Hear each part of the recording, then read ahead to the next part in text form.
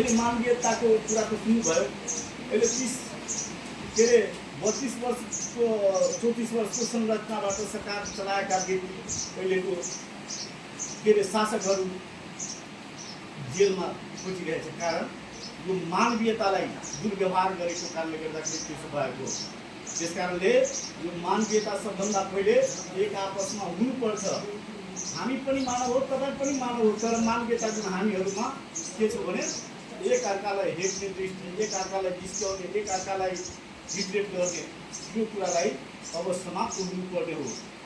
त्यस कारणले सरकारले फलो गरेछ मानवीयता पनि लागू गर्नुपर्छ, जसलाई हामी के भन्छौँ ह्युम्यानिटी। मानिसमा हुनुपर्ने परोपकार, दया, करुणा र प्रेम जस्ता गुणहरूलाई मानवीयता भनिन्छ। अरूको दुःखमा साथ दिनु र कसैलाई पनि भेदभाव नगर्नु नै वास्तविक मानवीयता हो। यो कुरा सबैले सम्झिराख्नु भयो। अब मानवीयता के हो? र मितव्ययतामा जानुपर्ने। अब हाम्रो मितव्ययता केलाई भनिन्छ? फर्मिलिटी, फेथ। साथीहरू, अब मितव्ययता केलाई भनिन्छ? शब्द हामी सुन्छौँ तर शब्दलाई विस्तृतको तहमा खोजी गर्न जाँदैनौँ। तर सरकारले मितव्ययता पनि भनिन्छ कि मितव्ययता कायम गरेर काम गर्नुपर्छ। यसको परिभाषा डिफिनेसन आवश्यकता अनुसार मात्र खर्च गर्ने र फजुल खर्च नगर्ने बानीलाई मितव्ययता भनिन्छ। यसको अर्थ कन्जुसाई नभई स्रोत र साधनको बुद्धिमानतापूर्वक प्रयोग गर्नु हो। यसलाई मितव्ययता भनिन्छ। आदरणीय कर्मचारी मित्रहरू, ध्यानपूर्वक सुन्नुहोला। मितव्ययता केलाई भनिन्छ? यो मितालाई मितव्ययता होइन, मितव्ययता भनेको एउटा राम्रो शब्द हो। त्यस कारणले बुद्धिमानीपूर्वक स्रोतलाई सुनिश्चित गरेर काम गर्नु, फिल्म खर्च नगर्नु, यसलाई मितव्ययता भनिन्छौँ हामी। यो पनि सद्भाव कायम राख्नुपर्छ। किनकि हाम्रो शाखामा प्रशस्त सामानहरू छ, यसलाई जे मन लाग्यो त्यही गरिदिने, खप्ने नखप्ने, वेस्टेज गर्ने, कसैलाई डिस्ट्राक्ट गरिदिने, यो एक्सपायरी भयो, यो मेडिसिनलाई सदुपयोग नगर्यो, अनि सबैमा छ कमी कमजोरी। योहरूलाई मितव्ययता गर्नको लागि यसमा अर्थ मिल्ने गरी हाम्रो यो दिनुभएको छ। यो सरकारको पनि यो पनि प्राथमिकता चरणमा मितव्ययता शब्द राखेको छ। त्यसको परिपत्र पनि हामीहरूसँग भएको छ। तपाईँहरूसँग भएको होला कि होइन त्यो कुरा तपाईँहरूले थाहा होला। तर यो प्रशासनमा आएको थियो मितव्ययता कायम गरेर काम गर्नुपर्छ, अगाडि बढ्नुपर्छ भनेर यो प्रशासन शाखामा सबै शाखामा यसको जानकारी भइसकेको छ गाउँपालिका अन्तर्गतमा।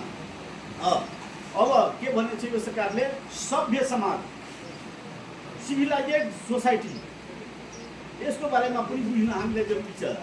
जुन समाजमा मानिसहरू अनुशासित हुन्छ, एक अर्काको सम्मान गर्छ र नियम कानुनको पालना गर्छ, त्यसलाई सभ्य समाज भनिन्छ। यहाँ हिंसा र कुप्रथाको ठाउँ हुँदैन। अब हेर्नु के गरेछ? अहिले पनि सरकारको परिस्थिति र समय अनुकूलतामा हेर्दै होला कि यसले एकतर्फमा सरकारले शासन र सभ्यता, सभ्य समाजको परिकल्पना गरेर कानुन बनाउँदैछ, ऐन बनाउँदैछ। तर यही ठाउँमा हाम्रै समाजका व्यक्तिहरूले असभ्य समाजहरूको तर्फ लागेछ। भाइ, गल्ती गर्ने मान्छेले उसले सजा जहिले पनि पाउँछ। बाउले गल्ती गरे भने छोराले सजाय पाउँदैन, छोराले गरे भने बाउले पाउँदैन। तर जसले गल्ती गर्छ उसले पाउँछ। तर यसको समर्थनमा अहिले देशमा जनताभन्दा समस्याहरू हुन्छ। मानवीयताको मूललाई छाडेर गृहयुद्धको तर्फमा जाँदै रहेछ। त्यो कुरालाई पनि ध्यान नजर राखेर हामीलाई स्तब्ध भएर आफ्नो सोचन शक्तिलाई अगाडि बढाएर काम गर्नुपर्छ। त्यस कारणले सभ्य समाज निर्माण गर्नुपर्छ। सरकारको नीति निर्देशनलाई फलो गर्न कहीँ कतै हामीले हिचकिचाहट राख्नु पर्दैन। सभ्य समाजको बारेमा सम्झिराख्नु भयो हजुरहरूले। यहाँ हिंसा र कुप्रथाको ठाउँ हुँदैन। अनि अब लैङ्गिक समानता पनि सुनिरहेछौँ हामी, कतिचोटि गोष्ठीमा पनि आएर सुनिरहेका छौँ।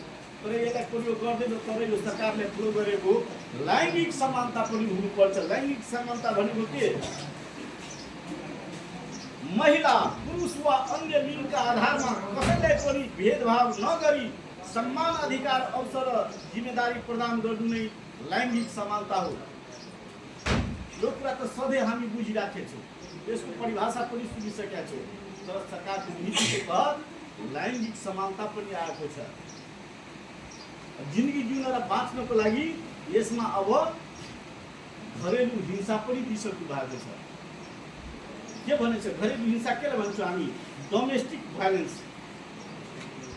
परिवारभित्रै एक सदस्यले अर्को सदस्यमाथि गर्ने शारीरिक, मानसिक, यौनिक र आर्थिक यातनालाई घरेलु हिंसा भनिन्छ। यो एक दण्डनीय अपराध हो, यो पनि वञ्चित हुनुपर्छ। यो हाम्रो घरको पोलिसीको कुरा भयो, अफिसियल कुरा हामी भनिदिए, तर त्यही पनि यहाँ आइपुगेछ।